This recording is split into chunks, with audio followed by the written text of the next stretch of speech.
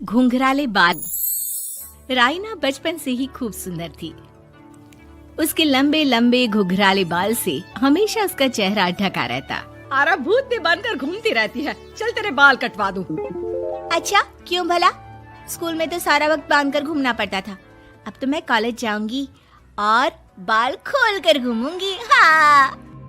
अरे ये बाल देख रही है, ऐसे लगता है जैसे मधुमक्खी का छत्ता। खैर, घने घने घुंघराले बालों से राइना सुंदर तो लगती, लेकिन उसे संभालना उसके लिए बड़ा काम था। माँ, अरे माँ, शैम्पू खत्म हो गया है। इस बार वो वाला लाना ना, जो घुंघराले बालों को और बाउंसी बनाता है। माँ ले आना, हाँ जरूर से। कल मेरा कॉलेज का पहला दिन है, मैं चाहती हूँ सब मुझे देखकर जले।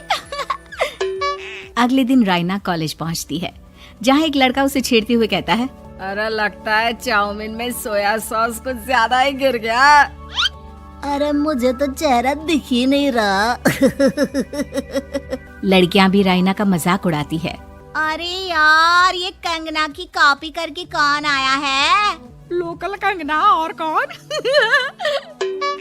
राइना को सभी पर गुस्सा आता है, लेकिन वो कुछ नहीं कहती। स्कूल में तो बाल बंधे ही रहते थे, लेकिन कॉलेज में राइना एक लड़की से कहती है, हाय, मेरा नाम राइना है, मुझे आर्ट्स डिपार्टमेंट में जाना है। कहाँ से है रास्ता? अपने बाल हटाकर देखो, सामने ही बोर्ड लगा है। राइना को कॉलेज में भी दोस्त बनाने में दिक्कत आ रही थी। वो रोते रोते घर आ जाती है। माँ, मैं क्या करूं? आज तो सारा दिन लोगों ने न जाने क्या क्या बोलकर मेरा मजाक ही बना कर रख दिया। माँ प्लीज कुछ करो ना मेरे बालों का। मैंने तो पहले ही कहा था कटा दे, पर तू। अरे कटाने से क्या होगा, उल्टा जो थोड़े बांध कर ये इन्हें समेट सकती है ना, वो भी नहीं कर पाएगी। तो क्या मेरी कोई दोस्त नहीं बनेगी कॉलेज में, या मैं हमेशा लोगों के मजाक का ही शिकार होती रहूंगी? राइना जोर जोर से रोने लगती है। तभी उसका छोटा भाई आ जाता है और राइना के बालों के बीच एक पेंसिल छुपा देता है। तभी उसका दोस्त भी पीछे से आ जाता है। अरे ढूंढो ढूंढो, कहाँ है पेंसिल? मैं नहीं बताऊंगा। दोस्त काफी कोशिश करता है, लेकिन उसे पेंसिल नहीं मिलती। वो वहाँ से चला जाता है। थैंक्स दी, आज आपके बालों ने तो मुझे बचा ही लिया। अच्छा, बहुत दिनों के बाद बालों को लेकर कुछ अच्छा सुनने को मिला। मुझे भी पहले लगता था कि मेरे बाल सबसे सुंदर है, लेकिन अब पता चला। अरे क्या पता चला, क्या हो गया? देख, किसी भी चीज के ना दो पहलू होते हैं।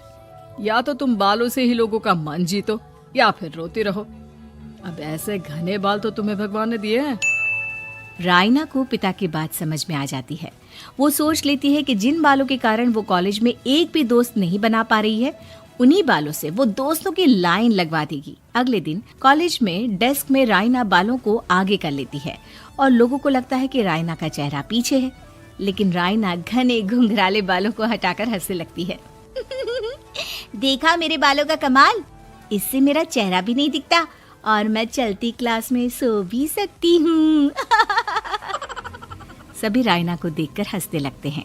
क्लास में परीक्षा चल रही होती है, तो राइना अपने बालों में चीटिंग के पेपर छुपा छुपा कर आसपास के बच्चों की मदद भी कर देती है, जिसके बाद से तो राइना क्लास की हीरोइन बन जाती है। वाह राइना, तेरे बाल तो बहुत कमाल के हैं। मैं तो इन्हीं के कारण पास हो गई। और पता है, मैं तो अपने काम का सामान राइना के बालों के बीच में ही फंसा देती हूँ। जैसे जैसे काम होता है वैसे वैसे इस्तेमाल करती हूँ।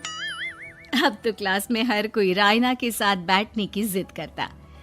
राइना में इसे लेकर घमंड आ जाता है। उसे लगता है कि वही क्लास की सबसे डिमांडिंग लड़की है। फिर एक दिन, मैं इस कॉलेज में नई नई आई हूँ, क्या आप मेरी दोस्त बनेंगी? मैं? ओह सॉरी, मैं इस क्लास की सबसे डिमांडिंग लड़की हूँ। हर कोई मेरे साथ ही रहना चाहता है। एक काम करो ना, वो पीछे की सीट दिख रही है, जाओ जाकर वहीं बैठ जाओ। लड़की को राइना की बात बहुत बुरी लगती है, लेकिन वो करती भी तो क्या, जाकर चुपचाप पीछे की सीट पर बैठ जाती है। तो आज का लेसन सबने याद किया है ना बराबर से? जितनी भी चीटिंग करने वाली लड़कियां थी, वो राइना के पीछे जाकर बैठ जाती है और जोर से चिल्लाती है, जी मैम, सब कुछ याद है, कहीं से भी पूछ लो, हम तो मास्टर हैं मास्टर। क्यों? ये बोलकर वो रायना के कंधे पर हाथ रख देती हैं। रायना भी खुश होती है कि कॉलेज की सबसे स्मार्ट लड़कियों का ग्रुप उसका दोस्त है। पीछे बैठी वो लड़की देखती है कि कैसे मैडम के सवाल लड़कियां रायना के सर को देखकर दे रही है। शाबाश, मुझे खुशी है कि तुम लोग इतनी अच्छी पढ़ाई करने लगी हो। मैं प्रिंसिपल से कहकर तुम लोगों की स्कॉलरशिप की बात करूंगी, जिससे तुम लोगों के माता पिता का पैसा जो फीस में लग रहा है वो बच जाए। सभी लड़कियां खुश हो जाती हैं। टीचर के जाने के बाद एक लड़की कहती है, गर्ल्स, अब हम लोग ना सिर्फ सबसे स्मार्ट बल्कि सबसे इंटेलिजेंट भी हो गए हैं। इसी बात पर आने वाले संडे को मेरे घर पर पार्टी, सबको आना है, ओके? सभी लड़कियां पार्टी के लिए एक्साइटेड हो जाती हैं। रायना भी। माँ, मेरे कॉलेज की सबसे स्मार्ट लड़की ने पार्टी रखी है संडे को। मैं भी वहाँ सबसे अच्छी दिखना चाहती हूँ, लेकिन ये बाल। घुंघराले बालों का तो कर भी क्या सकती है। तभी उन लोगों की नजर पार्लर के एक इश्तिहार पर पड़ती है जो 3000 रुपए में बाल स्ट्रेट कर रहा था। माँ, मुझे पैसे देना, मैं बाल सीधे करवा कर आती हूँ। संडे को पार्टी में सबसे अच्छी लगूंगी। बस फिर क्या था, अपने घुंघराले बालों को रायना पार्लर जाकर स्ट्रेट यानी कि सीधा करवा लेती है। और फिर पार्टी वाले दिन, हाय गर्ल्स, कैसी लग रही हूँ मैं? ओह नो, शिट, ये क्या करवा लिया बालों का हाल? और जिसके घर पार्टी थी वो लड़की, अरे ये क्या करवा लिया?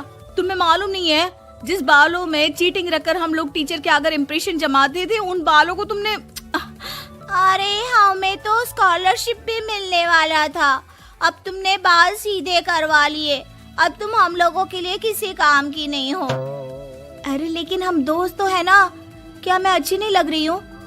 हमें तेरे अच्छे और बुरे लगने की कोई जरूरत नहीं है।